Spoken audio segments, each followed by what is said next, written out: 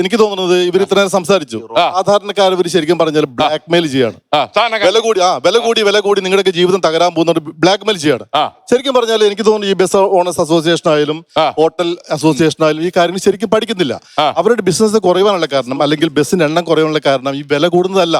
അവരുടെ ഇപ്പൊ ബസ്സിൽ ആൾക്കാർ കയറുന്ന എണ്ണം കുറയാണ്. അതെങ്ങനെയാണ് കുറയുന്നത്? ഇപ്പൊ സപ്പോസ് GST കുറയ്ക്കണമെന്ന് പറഞ്ഞു. GST ഇപ്പൊ പെട്രോളിന് കുറച്ച് കഴിഞ്ഞാൽ പെട്രോൾ ഏകദേശം ഒരു 60 രൂപ 70 രൂപയ്ക്ക് കിട്ടും. ആ രൂപയ്ക്ക് പെട്രോൾ ഡീസൽ കിട്ടിക്കഴിഞ്ഞാൽ ഈ ആൾക്കാർ ഈ പബ്ലിക് ട്രാൻസ്പോർട്ടിൽ പോവോ? ഇവർക്ക് സ്വന്തമായിട്ട് ബൈക്ക് മേടിക്കും, കാർ മേടിക്കും. ഇതിന്റെ പർച്ചേസിന് എണ്ണം കൂടും. അത്രയും കാറുകളെയും ബൈക്കിനെ താങ്ങാനുള്ള ഒരു ശേഷി ഇപ്പൊ നമ്മുടെ ഗതാഗത സംവിധാനത്തിൽ റോഡിലില്ല. അത് മാത്രമല്ല ഇതുപോലെ ഉണ്ടാകാൻ പോകുന്നത് നമ്മുടെ ഇലക്ട്രിക്കൽ വെഹിക്കിൾസ് അത് മേടിക്കുന്ന എണ്ണം കുറയും. അത്രയും ആളുകൾ ബൈക്കിലേക്കും കാറിലേക്കും മാറുമ്പോ ഈ ബസ്സൊക്കെ പൂട്ടിക്കെട്ടി പോകാൻ സാധ്യത കൂടുതൽ. രണ്ടാമത്തെ കാര്യം ട്രാഫിക്. ഇത്രയും ആളുകൾ ബസ്സിലേക്ക് ബൈക്കും കാറും മേടിച്ചു കഴിഞ്ഞാൽ ട്രാഫിക് ഇപ്പൊ തന്നെ നമുക്ക് എറണാകുളം പറ്റുന്നില്ല. പൊല്യൂഷൻ. രണ്ടാമത്തെ ഏറ്റവും വലിയ കാര്യം ഈ കൺസംഷൻ കൂടുമ്പോ അത്രയും ഓയിൽ നമ്മൾ വിദേശത്ത് മേടിക്കണം. അത്രയും ഓയിൽ വിദേശത്ത് മേടിക്കുമ്പോൾ അത്രയും ഡോളറാണ് ഇന്ത്യയുടെ പോകുന്നത്. അപ്പൊ ഡോളർ അത്രയും പോകുമ്പോ നമ്മുടെ രൂപയുടെ മൂല്യം കുറയാണ്.